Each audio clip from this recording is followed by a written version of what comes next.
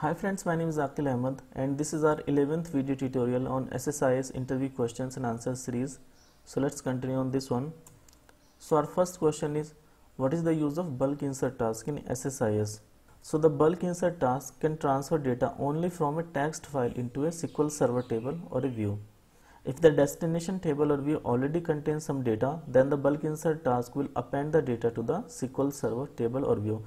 If you want to replace the data, then you should use an execute SQL task before the bulk insert task, and then in the execute SQL task you can delete or truncate the table or view. To read the format of the flat file, either you can provide the delimiter in the bulk insert task or you can use a format file as well. If you have a format file that was created by the BCP command, then you can provide the path of the format file in the bulk insert task. Our second question is, why do we use the ignore failure option in SSIS?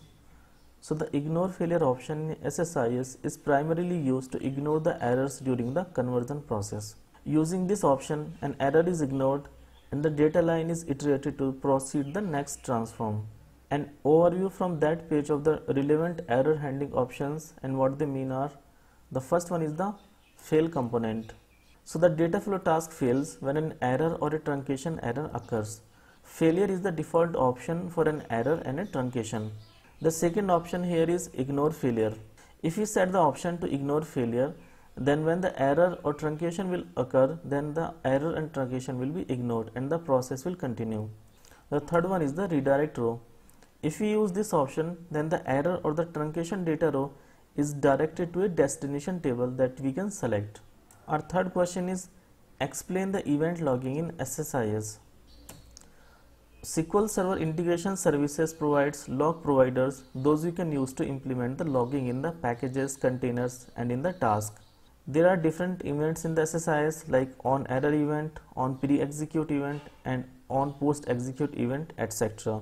Thus, for example, you can use the text file log provider to configure the logging on different events of selected task in the SSIS package. If you select the event for a container, then for all the tasks inside that container, that event will be logged as well. That's why if you want to configure the error handling for all the tasks inside the SSIS package, then we can configure the on error event only for the SSIS package, and on error event will be logged for all the tasks and containers inside the SSIS package. Our fourth question is, if you want to call one package from another package, then how we can do this? There is a task in control flow which is called as execute package task that can be used to call one SSIS package from another. When you configure the execute package task, then there are two options to select the child package to execute. Either you can select the child package directly from the project reference, or you can provide the full file path of the child package to be executed.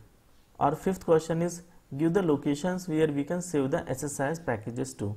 So the SSIS packages can be saved either in the sys_SSIS packages table in the SQL Server MSDB database or in the file system.